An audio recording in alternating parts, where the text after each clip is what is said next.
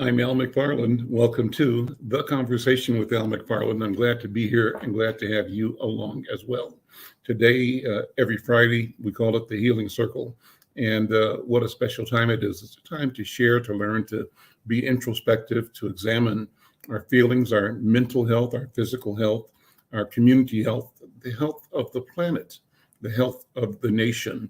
We look at health in as many ways as we can and share our perspectives, our fears, and our solutions, our peace. Well, I do this in conjunction with my partnership with the co-host for today for the Healing Circle, and that's Dr. Bravada Garrett-Akinsanya. Dr. Akinsanya is the principal at Braken's Psychological Consulting and the leader at the African American Child Wellness Institute. As a matter of disclosure, I served as a member of the board of the Institute, and it's a pleasure to be working with her. Further disclosure, and this is an important one for me, I happen to be a customer of Braken's, and Fridays early in the morning, I have my 1 hour session with my therapist.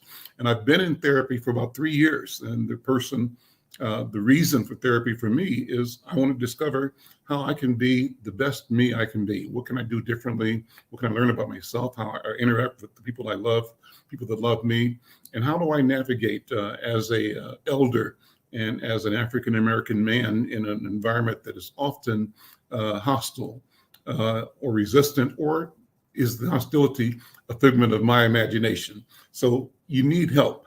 I need help, and I get that help by talking to my therapist who's a part of the team at Braken's. And I say this because I want other Black men in particular, but Black people in general, to understand that it's okay. We've got to look at this question of mental health and not be stymied by stigmatism or by stigma associated with am I healthy, am I crazy, or what's wrong with me, or immobilized by those kinds of fears. So you have to understand there's a way through this, a way around it.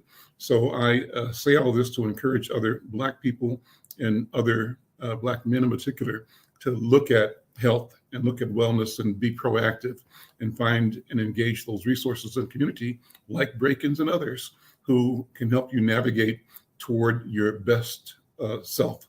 Well, with that, Dr. B, let me bring you in. Good to see you, my friend. How are you? I'm very well, thank you, and excited to be in here and join you today as we talk about the healing circle and the healing of our communities.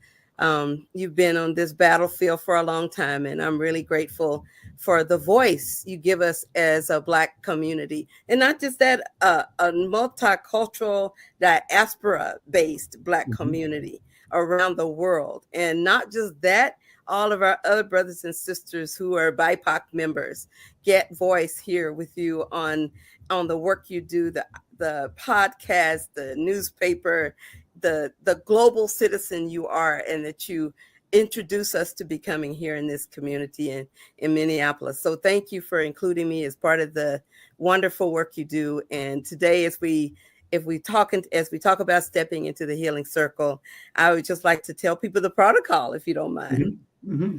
So every week, for our listeners, if you're new or old, every week we come on Fridays and we set aside time to talk about our own healing.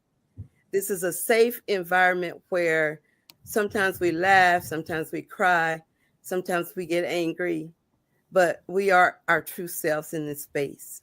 So the protocol for meeting is that we envision ourselves in a circle. Even though this circle may be virtual, we're all next to each other. We're all holding hands and sitting in circle and have access to power, which is our voice. We have all equal access to the center of the circle. So the hierarchical nature of many cultures is not replicated with us as an African people. The only hierarchy we have is one of respect. And that means we honor our elders because they're the shoulders we are standing on. We honor our elders because they are closest to our ancestors. And those ancestors created the foundation of our lives. And we honor our ancestors because they're closest to our Creator. So in this honoring sacred space, whether it be virtual or in person, we acknowledge our commonalities with all humankind, and we acknowledge our commonality with each other. So in this circle, the African belief of consubstantiation, that means all living things are connected. We're connected to each other and the earth and the sky and everything in it. And we honored that. And by holding respect in this circle, we acknowledge that our strength is greatest when we are together. Also in the circle, we use an orderly process. So if we were in a real physical circle, we would definitely have a talking stick. So in this circle, we have and use a virtual talking stick, and it goes from one speaker to the next. You can ask for the stick, you can pass the stick as the spirit moves, and in that space, everyone has voice.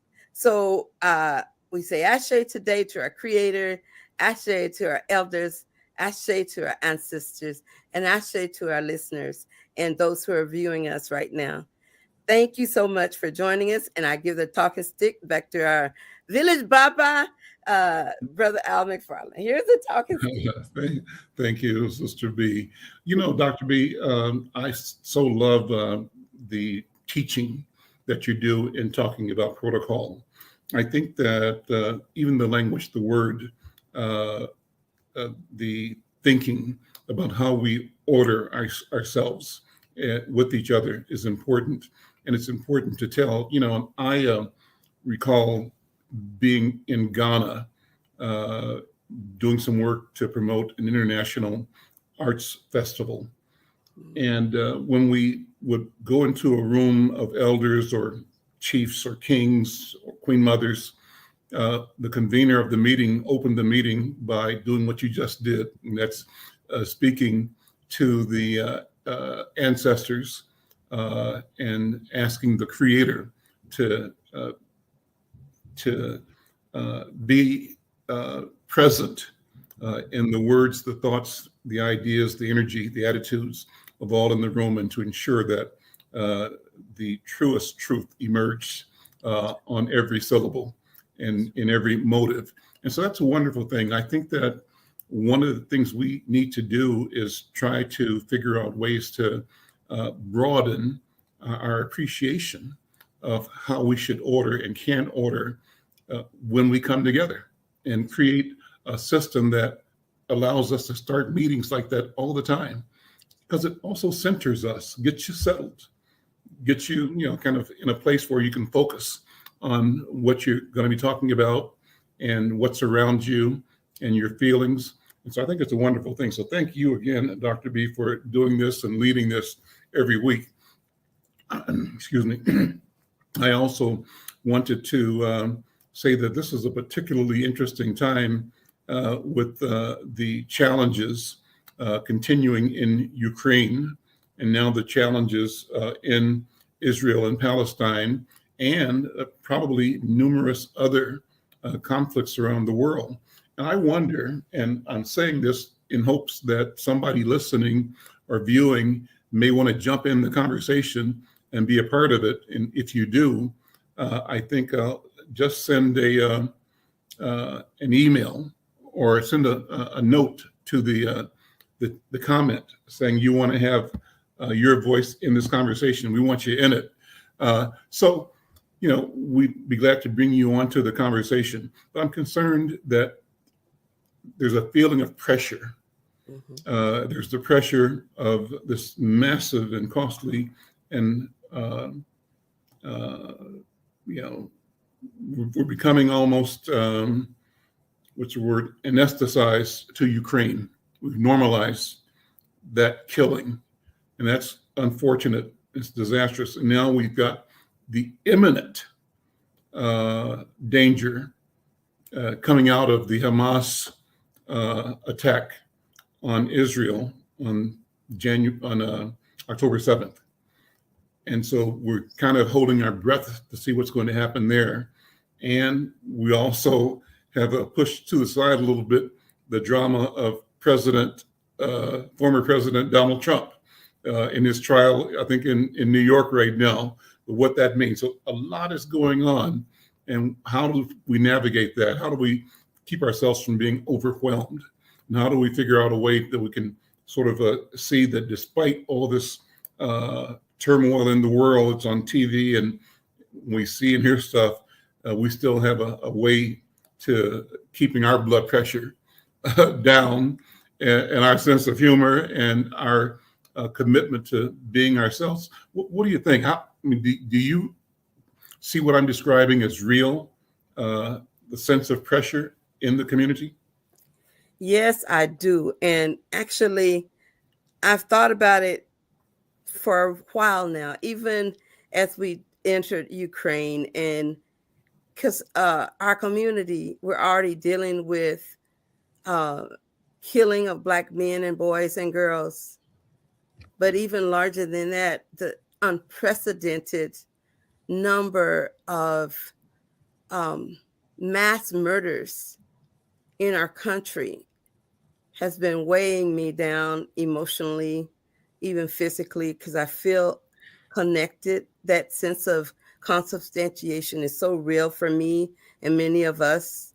So when we see somebody on TV, and let's say it's a person who done something terrible, we're holding our breath praying it won't be a Black person from our community, or something terrible that's happened to them. We're holding our breath hoping it won't be somebody from our community. And for those of us who see the world as our community, those injuries continue to be duplicated, because all the brothers and sisters on this planet are our brothers and sisters, no matter where they come from or how they look, because we just come in different containers. We're all spirit, and we're all made mostly of water, and our bodies are our containers, and we just look differently. But that doesn't mean we don't have that human experience of loss and grief and fear that can encapsulate us. And psychologists, we look at this, and the impact of it is secondary trauma or vicarious trauma.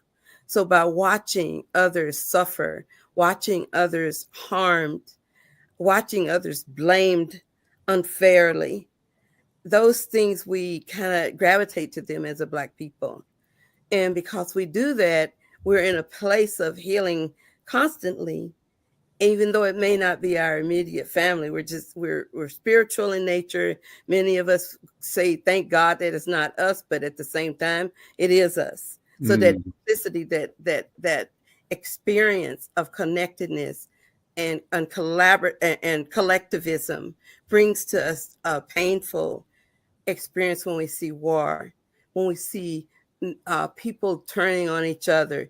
I'm really, really troubled by what's happening in Israel and the Hamas, and more importantly, the Palestinian people who are just trying to live and who've been subjected to racism and prejudice, just like apartheid between them and Israelites. And that predated the Hamas attack. So now they're also being victimized just by being where they are in their homes, and they're not being cared for. And the idea of the Israelis coming and doing hand-to-hand combat, all the things like that are going on, they're very difficult. So people, I think, feel just as you and I do, that this is worrisome, and it leaves a sense of unease in all of us. If you're connected to what's going on, you got to literally be hiding under a rock with your eyes closed, not to see what's going on and not to see so much anger and hurt in the world. So I'm feeling what you're feeling. I think many of our people who are paying attention to our program right now are hearing and feeling what we're describing. It's a very natural human experience when we see something like this going on around the world. And we cannot forget what the Russian country was doing that's just being replicated right now by Hamas. You know, we can't neglect that. What do we do with children? How do we explain the world to our children and grandchildren. I think this question of trauma and the impact of trauma on our bodies, our minds, our worldview, and children are connecting to knowledge about the world via TV and internet, et cetera, and discussing things that are important at school. Ensure that children, well, let me think back now. So I remember being in the 6th grade in 1959 in Kansas City, Missouri. That dates me a little bit, right? But I remember from 55 to about 59, we had drills. Get under your desk because there was the threat of nuclear war, the Russian menace, right? And so from maybe 1st, 2nd, 3rd, 4th, and 5th grade, 6th grade, 1959, we had drills about the threat of an attack, a nuclear attack by the Soviet Union, and that what we should do is get under our desk and as a response to it, or move to a place in the halls. But I'm thinking back, how did that fear impact our lives? What has that done to us growing up? How do we see each other, see the world, and see the likelihood of our own personal annihilation? So that's one thought. I'm thinking about, being a kid and being introduced to this idea of annihilation. Let me add to that another thought. My parents owned a grocery store in Kansas City, and along with the local newspaper, it was the Kansas City Call, the Black newspaper. We got every week a copy or a number of Jet magazines, right? And Jet was a national Black mini tabloid publication that had, census data, church news, politics, business, and just a lot of information in it. And I remember the year that they brought the Jet magazine in that had Emmett Till in a coffin, a close-up of his face on the cover of Jet magazine. And that copy of Jet magazine showed this body swollen, disfigured, an unspeakable horror, and the story about how he was lynched and tortured and thrown into a river because of some allegations that he had stepped out of his place. And the lesson out of that incident to all of Black America was that if you step out of your place, this will happen to you. You will be killed, and you'll be lynched, and you'll be thrown in the river, and nobody's going to care. We're going to laugh about it because lynching was a public activity back in those days, particularly before that, but even continued. So I'm trying to think about that as a grade school student. What does seeing that, how does that impact my mind and my sense of the future? And I want to fast forward to today and compare how I am able to negotiate, navigate when the threats seem to be compounded now and more imminent.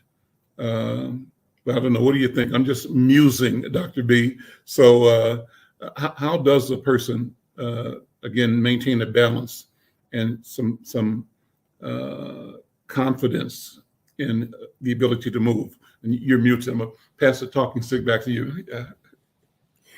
Thank you. I really, I'm glad you asked that question, and I love your musing as you begin to connect the dots for all of us in terms of our real lived experiences and how they impact us now, whether it's in early childhood, early adulthood, whenever it took place, those cumulative effect of those exposures to frightening things, to fear, to demise, imminent demise.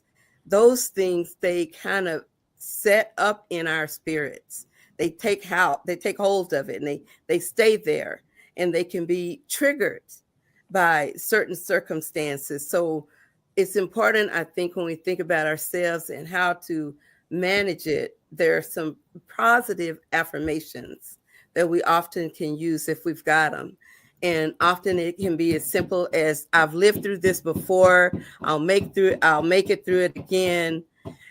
Sometimes we can say, I'm stronger than people think. I'm stronger than I even think, because with my faith, I know it won't last forever, and I've made it through the hard times. But the other thing I think we have to say, reality is to say, ouch. Because there's something powerful about acknowledging your pain. Sometimes you have to really just say the word, ouch, ouch. And when we do it, that gives the world and the universe and us permission to say, this hurts. I don't like it. Ouch. So part of the work with kids that I see is to let them know when they're safe, let them know the adults around them are safe, and for them to be able to learn to say, ouch. And so I that's what I think about as a clinician, and especially as a child therapist, is I want to find ways for kids to say, ouch. Sometimes they can say it out loud. That's good. Sometimes they can draw it. That's good. And most importantly, in their play, you can see that it's not just about playing. I've seen kids experience vicarious traumatic events. And one particular one, I'll never forget this. The little girl was talking about somebody getting stabbed in her North Minneapolis neighborhood.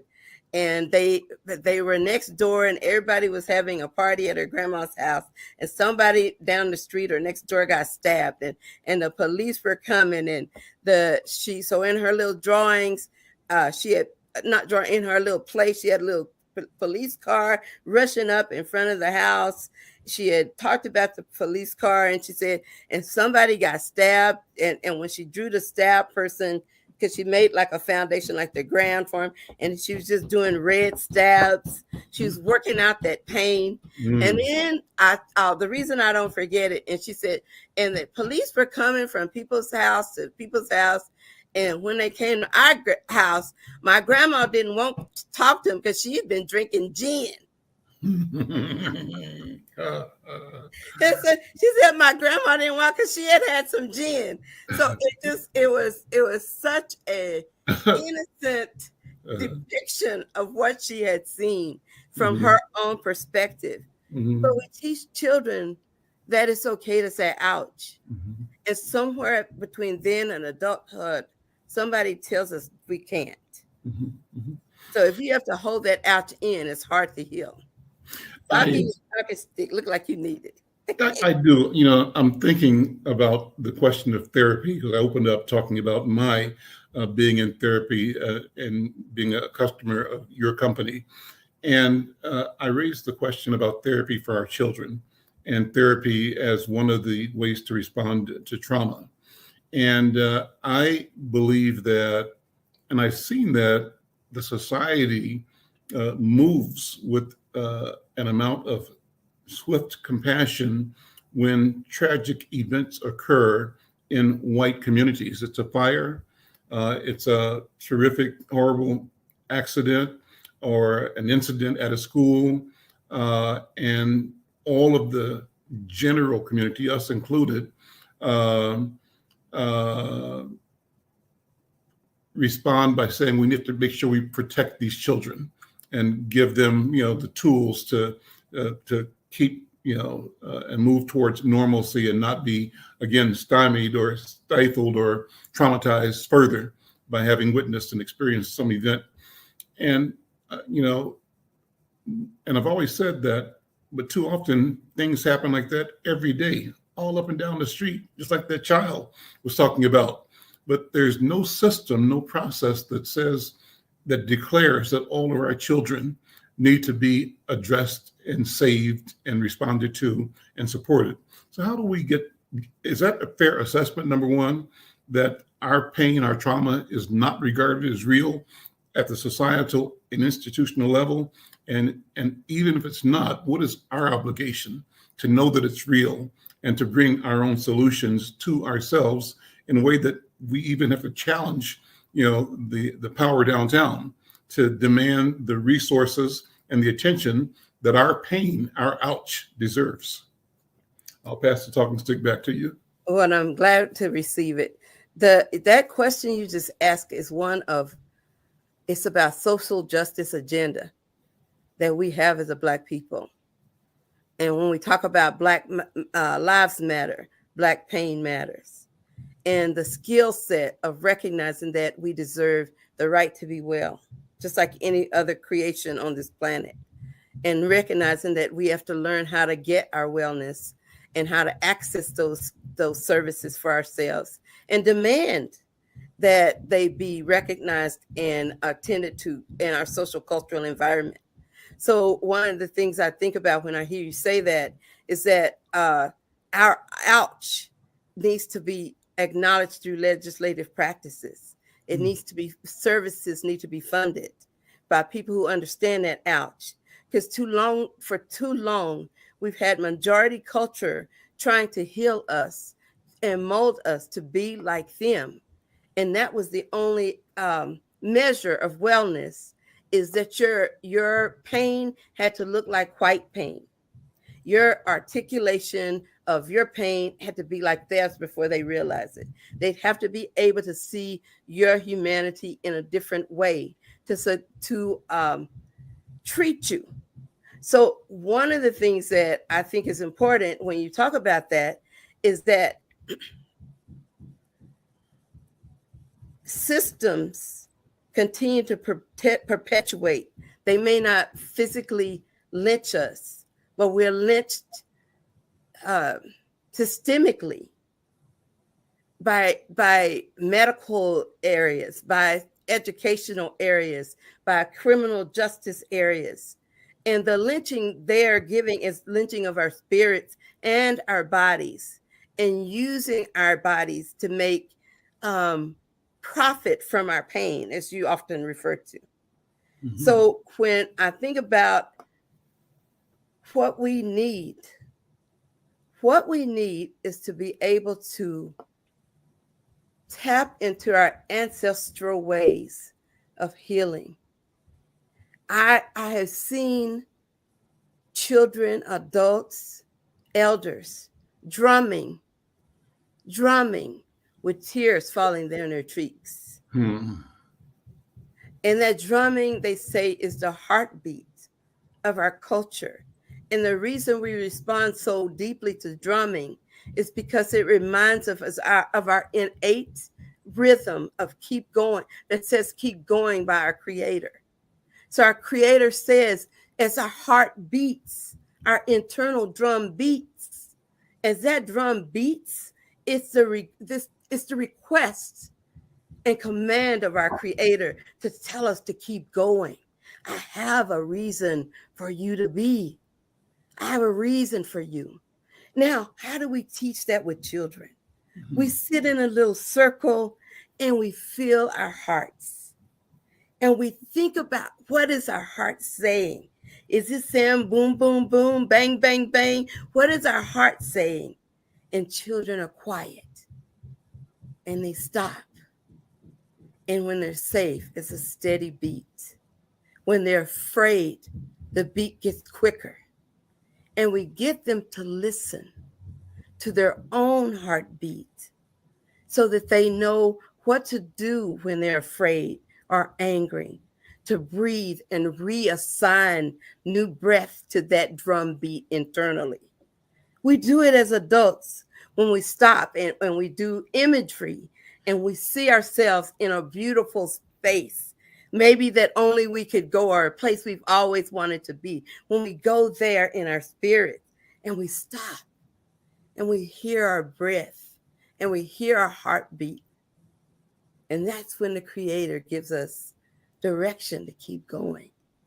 So healing exists within every one of us. Mm-hmm. And when we choose healing and killing can't coexist. Ugh. Healing requires living. It requires living in yourself and in others. And what I see when I see war are people who want and need to heal. Mm-hmm.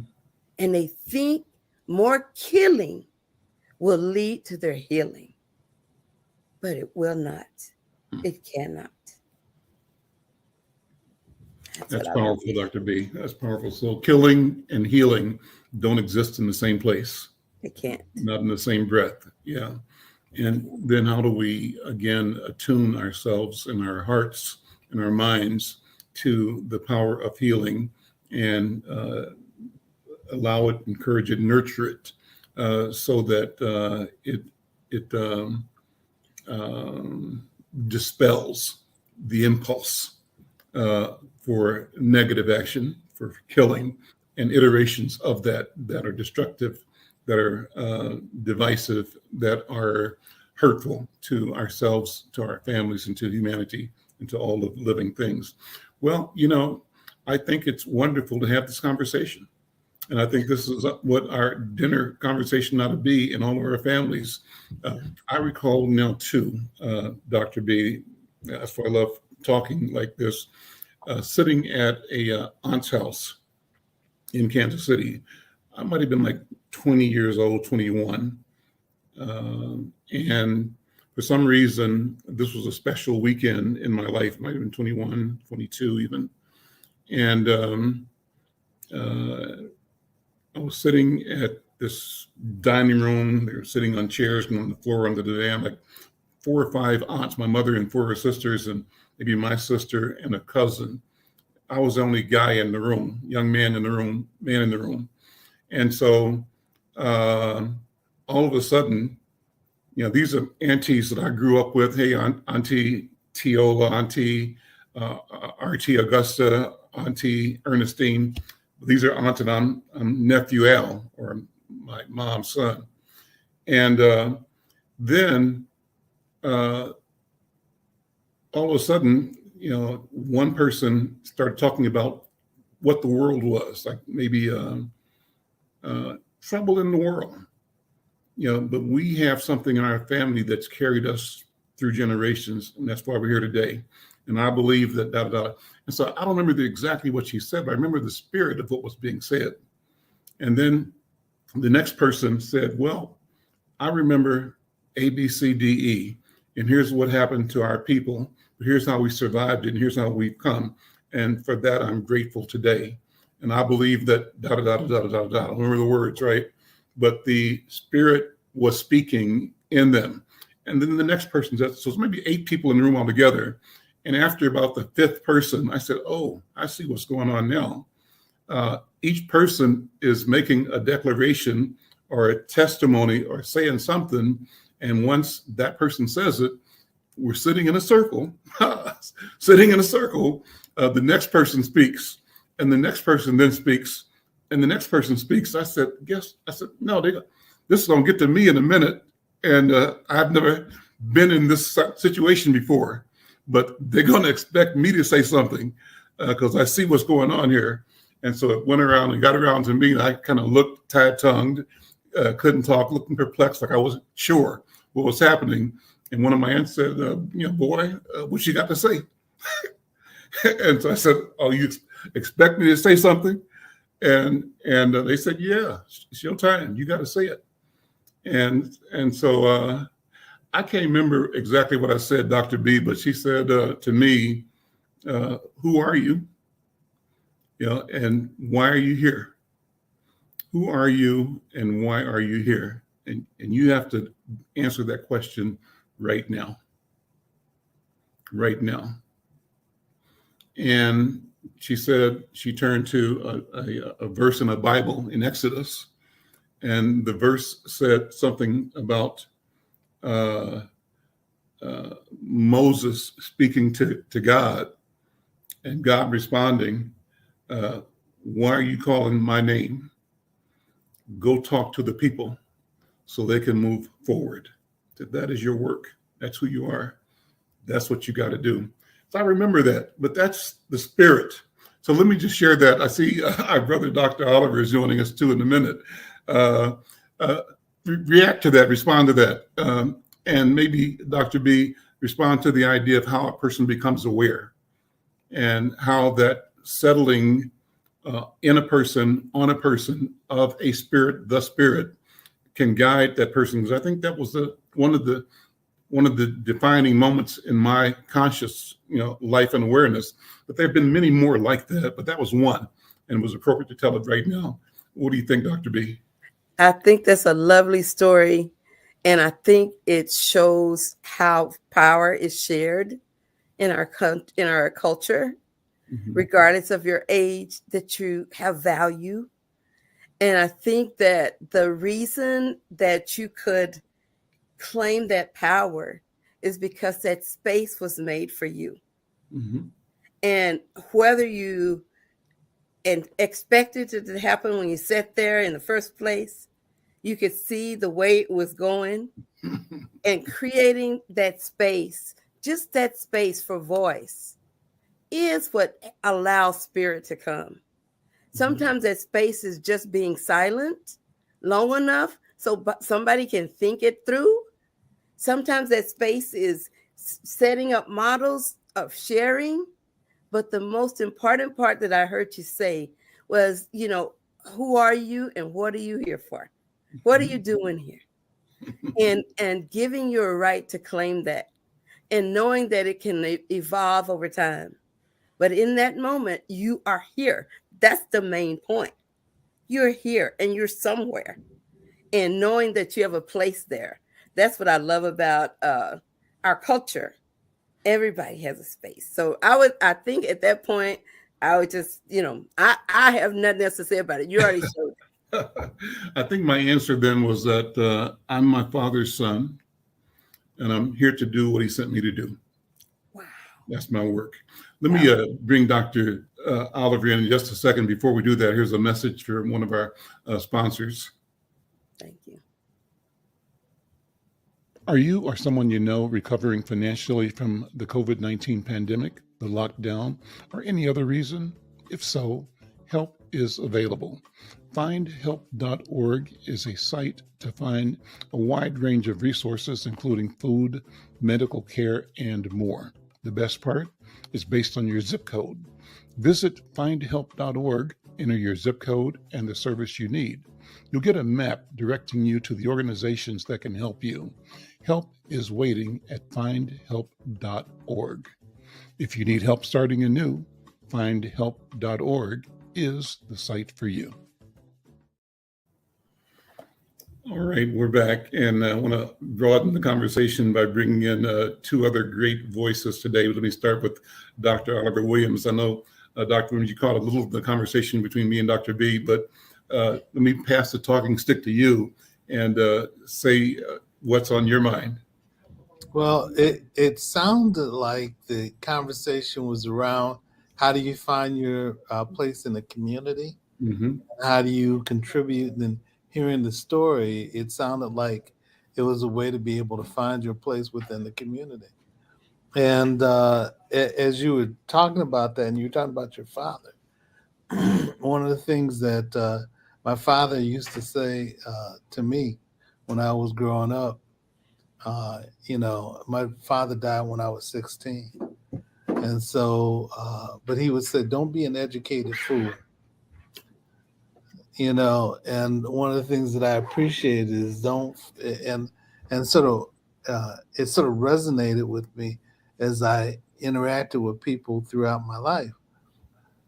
And it's kind of like, you have to be accessible to people, and you can't feel as though and behave as though you're better than anybody. And that what you need to do is you need to find a way to be able to engage with and talk to and be responsive to people in a way that is useful but not problematic. And I always appreciated that, and I think it's helped me, as I engage with people. And the fact that and also when you interact with people who have different types of status within society, if you can be you when you interact with them, then you don't feel less than them. But equally, when you interact with people whose status is different than yours, then they don't feel beneath you, and so that's been helpful for me, over the years, and regarding thinking about those things. If that makes any sense to you all. So I'll Well, pass the talking stick back to you. Thank you, Dr. Williams. Let's bring one more of our colleagues in, and that's Sister Anita Stewart from the African American Child Wellness Institute. Sister, how are you? Good to see you. I'm passing the talking stick to you. Thank you, and it's very nice to see you also. Maybe you could refresh me on what the question is. I came in late trying to adjust my computer to the system. Sure. Well, let me do that. We were just sort of freestyling over a variety of issues, and I was reminiscing on growing up and the trauma that I experienced. One, I started saying how when I was in sixth grade in 1959, I remember that from 55 to 59, we had drills at my grade school in Kansas City, drills about how to get under your desk if there was a bomb. And that was back when it was the Russian menace and the threat of nuclear war, Russia, United States. And we were training to respond to that. And I also mentioned other personal trauma that I experienced or saw, like getting a copy of Jet magazine with Emmett Till on the cover, dead, disfigured. What kind of trauma does that have? And I raised those questions to bring us fast forward in today, because we've got a lot of stuff going on in the world. How do we talk to each other and to our children about Ukraine, about Israel and Palestine, about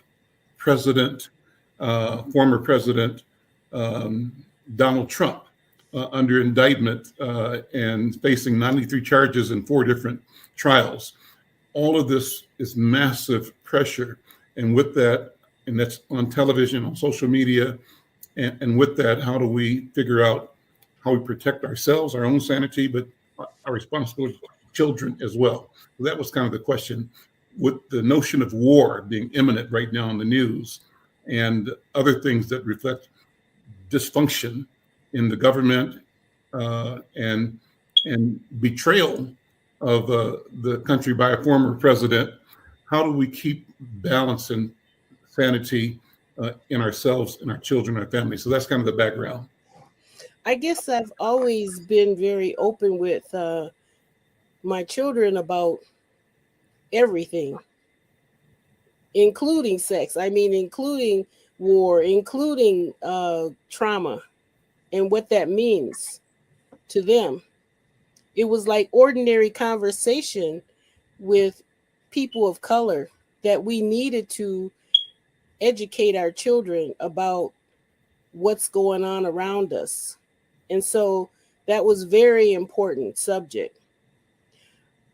As of right now, I think that it's really, really important for us to be very upfront and talk to our children and let them know exactly what's going on, the truth. Whether we want to hide it, we can't hide it. We can't tell them something that's not there and that's not true. And so we really need to talk to our children so that they have a good understanding about why things are the way they are. And I've invested a lot of time in doing that from the time that they were able to understand, from the time that they were little babies, when they had some sort of problem, to tell them what that problem meant and what it was about. and how they might be able to resolve it. It seems a little grown up. It seems like it's something that, some people have a hard time dealing with, because when children are children, you don't think that children understand quite everything. But they understand. I'm quite sure that the children in Palestine are really going through it, because they know that they're having problems. They know that their parents are gone. They know that people around them are being killed and murdered. And so it just doesn't make any good sense to not tell them what's going on, because they need to know, and try and do it in a way that they understand. Let me grab the talking stick from you, just to reiterate what you're saying, Sister Anita. I remember when I was growing up, three of my brothers were in Vietnam. One was in the Navy, one was in the Army, another one was two. One was in the Navy and one was in the Air Force. And later, my younger brother joined the Army. And I remember seeing on the news, sitting under my mom and dad, seeing under the news, they were saying that the American soldiers were engaged with guerrilla combat. And I thought they were saying gorilla, like ooh, ooh, ooh, gorilla monkey. And I was so afraid for my brothers that those big gorillas were coming to beat up my brothers. When I went to the zoo, I was so afraid of the gorillas, until one day somebody explained that's not gorilla, it's the word gorilla, and they explained the difference. But I don't even know how many years went by before I realized that in my little head, my only equivalent of the gorilla combat was gorillas. So sometimes we as adults also have to give vocabulary, like Sister Anita was saying, we got to give age appropriate vocabulary to kids. And as I think about these wars and how much it's hurt me as an adult, my advice for parents and even as grown-ups, don't spend all your time looking at the TV, because it's going to be on every station all day, all night. And so maybe that's the time you want to play Scrabble with your kids, or Monopoly, or maybe change to Family Feud or something, so you don't have to think about that pain. You can only take so much in so many doses until it really seeps in and you start experiencing that vicarious trauma and you start having trauma impacts and symptoms. So we really cannot overdose ourselves by looking at all of that. So with that, I give the talking stick back to Brother Al. Well, Dr. Oliver, I'll pass it to you. Yeah, I was thinking a similar thing, is that I remember trying to have conversations with my son about things. And if it became too much for him, then it's kind of like saying, no, I don't want to hear this. I'm not ready to hear this. So the age appropriate conversation is something that I think is important. I do think that we need to share things. And I do think that one of the things I appreciated about my dad was oftentimes he would share things with me and, sort of treat me like I was a human being that should know things. But I think what we have to do is use our judgment about what's useful and what's appropriate to be able to share with kids, because sometimes they may not be ready to hear certain things, and they may give you cues about what they're ready to hear and what they're not ready to hear. But I do agree that what we need to do is to be able to talk with them, share with them, and engage them in conversations, about things, So I remember sometimes my dad would share things with me, and I'm talking, and I listened to him and say, "What is he talking about?" And as I got older, I realized what he was trying to tell me, but it was like, what, and so that's the thing I think about now. I think about with my son Sam when he was a little guy, and I would try to share things with him because I love what my dad did with me, but there was only so much I could understand at that age. Then as I got older, I said, so that's what he's talking about. So that balance is what I think about. My grandson, he's always been very outspoken and would tell me when he was able to listen to something or not. And when he would say, I don't want to hear that, Grandma, I can't talk about that right now. And I knew that he couldn't talk about it because maybe it was because he was sensitive to the information that he was receiving. And so I would stop talking, automatically stop talking, but then I wouldn't forget. And when he was able to mature enough, I was able to start to slowly give him that information. And he would say, yeah, I understand now. I do understand. But that was kind of scary for him. For kids, they don't understand a lot of this stuff. And it is scary. Yeah. Let me ask you, Sister Anita, when do you think you understood? Because I think about this all the time. I remember being, 5 years old. I remember being 6, 7, 8, 9, and 10. And I remember conversations and what I would look back on as awarenesses at that time. But when do you think what stages of awareness did you experience growing up that you let guide you and how you deal with your grandkids or your kids?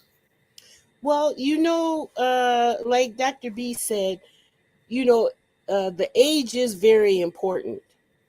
And when I was maybe a small child, maybe 5 or 6, old enough to understand some things, but not everything. Mm-hmm. My parents would protect me. My grandmother would protect me. She'd take me out to the farm and say, come on, let's go and chase the chickens or do something like that, or do something like you were talking about, Dr. B, play a game or do something different. Because there was times when I couldn't understand. But then when Martin Luther King died, I understood that because I was old enough. I was probably 9 or 10 then, and I could understand that he was killed. And I found myself crying because I knew he was a really good man. My family and some of my friends, they would listen to his speeches. And one of my friends, she was able to march with him. And so I understood what that meant. There was times when I was older, I would say in my teens, we went to a dance. And some of this stuff was infiltrated into my system where I knew what to do. There was a woman who was running from the police. She was trying to get away because that's when they were attacking Black people during the civil rights movement. And she came and I heard her knocking on my window. And the police were trying to chase these people. And so the driver turned the light off and we opened the door and she crawled up under our legs. She crawled up under our legs and we gently closed the door so that he didn't know that we had the door open. That same policeman came to the car and asked us if we had seen this person. And everybody in the car said, no, we didn't see the person. What city was that, Anita? Huh? What city was that? That was here. In Minnesota? That was here in Minnesota. It was over on 4th Avenue and Lake Street. Yeah. And so we were able to get her back over North Minneapolis so that she would be in a safe place. And that was really, really something that I did remember. And I would say I was probably maybe 13 or 14 then. And we were at a teen get together or something like that. And so it was of no consequence to even just say, well, we got to protect this person, because that's what we were taught. Mm-hmm. People of color have always been taught to do that, or should have been taught to do that, because if we're not our own protectors, who will we be? Let me bring Sister Sherlyn LaChapelle in. Sherlyn, thank you for jumping in. And we're just generally talking about trauma and what is our obligation to discuss difficult things with our children. When are they ready? How do we transmit information, knowledge that sustains them, protects them, and particularly today when you have the war in Ukraine continuing, you have the war now between Israel and Hamas, and you have a former president in 4 trials for having betrayed the country, at least allegedly so, and you have things happening all over. How do you keep ourselves and keep our children grounded and safe? What do you think, Shirley? I'll pass the talking stick to you. Yeah, unmute. There you go. Okay, I'm going to mute now. Might have to mute your computer. Okay, much like Oliver, my father died when I was 15, and he died, I think, Good Friday of 68, right? At the same time, MLK was murdered. And I will have to say that I was 15. I will have to say that I had to grow up immediately. My father died. There were 7 other children behind me. My mother had been a stay-at-home housewife. We were living in the projects, so I didn't have a nice, relaxed country environment. There were gangs, there were all that. But I had to move up and help my mother plan the funeral. Just everything. My mother, I'd hear her crying downstairs, and I was a daddy's girl born on his birthday. But I realized that I had to support my mother. No matter how I was feeling, I had to support my mother.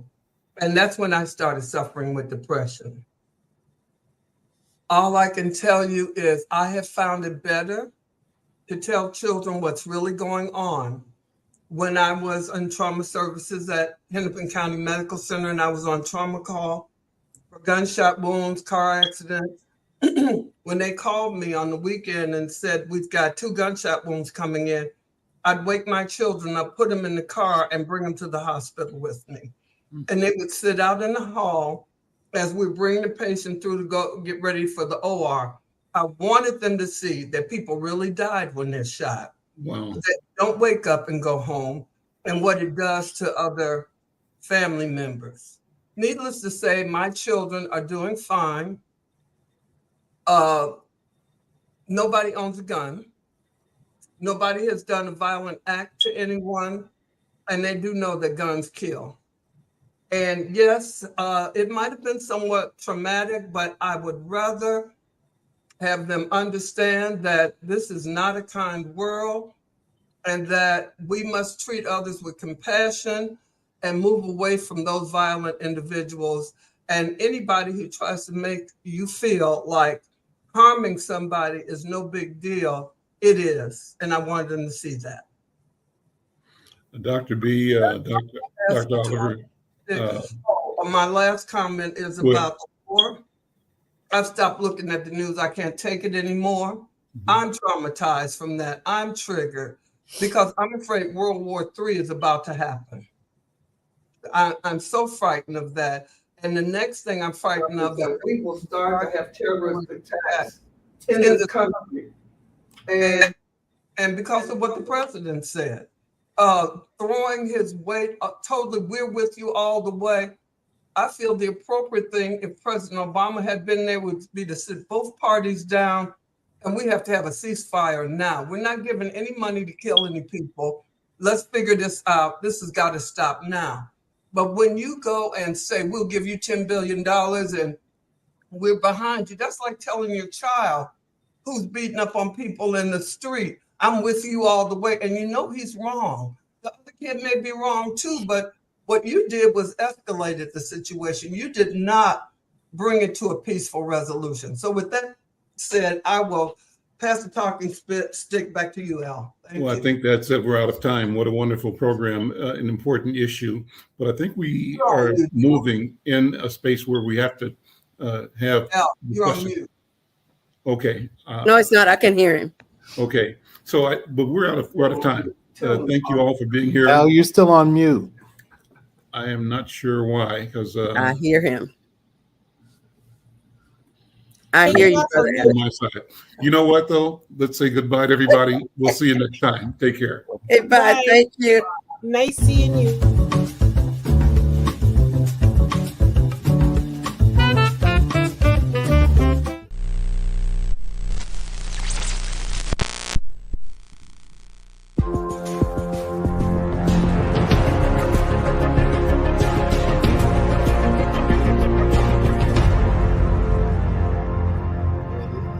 And that's got me triggered because I think most people